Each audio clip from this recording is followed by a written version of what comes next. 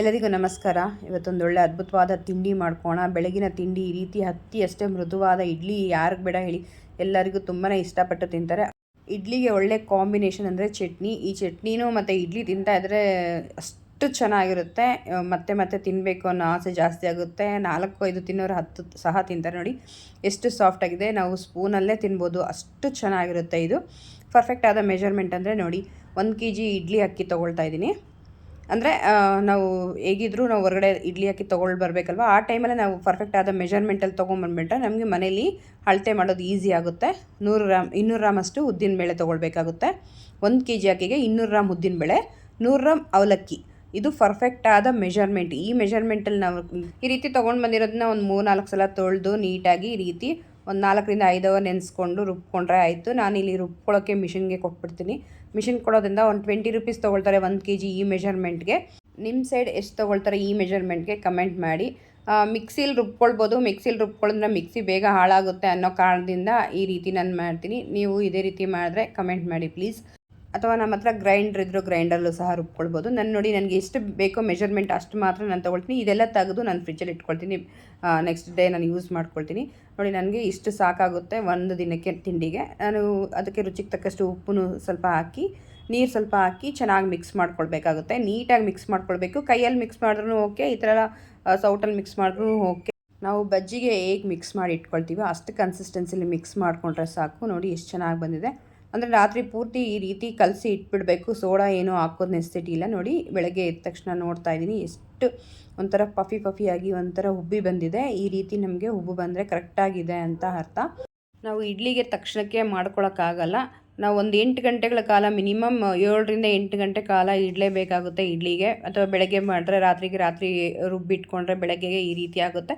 ನಾವು ಬರೀ ಉಪ್ಪನ್ನು ಅಷ್ಟೇ ಇಲ್ಲಿ ಬಳಸಿದ್ದೀವಿ. ಮಿಕ್ಸ್ ಮಾಡಿ ರಾತ್ರಿ ಪೂರ್ತಿ ಕಲಸಿ ಇಟ್ಟಿದ್ದೀನಿ ಅಷ್ಟೇ.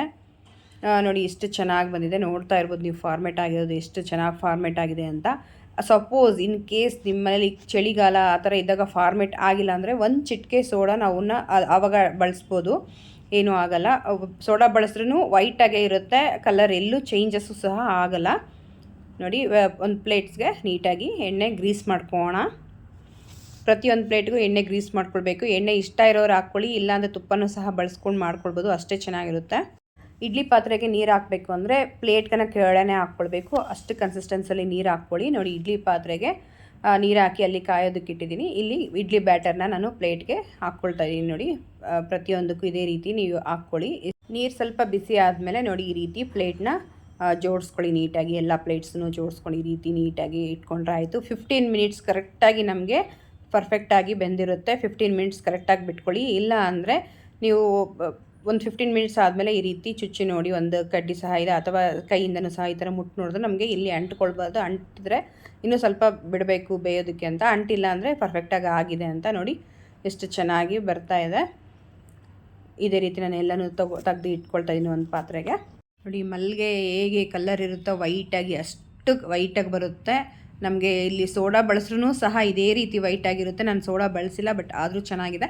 ಚಟ್ನಿ ರೆಸಿಪಿ ಬೇಕು ಅಂದರೆ ನಾನು ಯೂಟ್ಯೂಬ್ ಡಿಸ್ಕ್ರಿಪ್ಷನಲ್ಲಿ ಹಾಕಿರ್ತೀನಿ ಇದೇ ವಿಡಿಯೋದಲ್ಲಿ. ನೀವು ಅಲ್ಲಿ ಹೋಗಿ ಚೆಕ್ ಮಾಡ್ಕೊಂಡು ಇದೇ ರೀತಿ ಚಟ್ನಿ ಮಾಡ್ಕೊಳ್ಳಿ. ಇಡ್ಲಿಗೆ ಸಖತ್ತಾಗಿರುತ್ತೆ. ಒಮ್ಮೆ ನೀವು ಈ ರೀತಿ ಮನೇಲಿ ಮಾಡಿಕೊಟ್ರೆ ಪದೇ ಮಾಡಿಕೊಡಿ ಅಂತ ಕೇಳ್ತಾ ಇರ್ತಾರೆ. ಮಕ್ಕಳಿಂದ ಹಿಡಿದು ಚಿಕ್ಕವರಿಂದ ಹಿಡಿದು ದೊಡ್ಡ ತನಕ ತುಂಬಾ ಇಷ್ಟಪಟ್ಟು ತಿಂತಾರೆ. ನೋಡಿ ಎಷ್ಟು ಸಾಫ್ಟಾಗಿದೆ.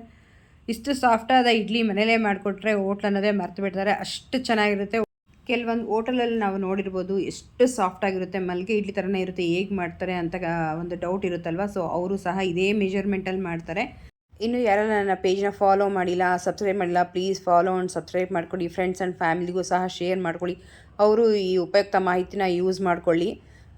ನೆಕ್ಸ್ಟ್ ಹೊಸ ರೆಸಿಪಿ ಅಂದರೆ ಮತ್ತೆ ಸಿಗೋಣ. ಅಲ್ಲಿ ತನಕ ಟೇಕ್ ಕೇರ್. ಬಾಯ್. ನಿಮ್ಮ ದಿನ ಶುಭವಾಗಿರಲಿ.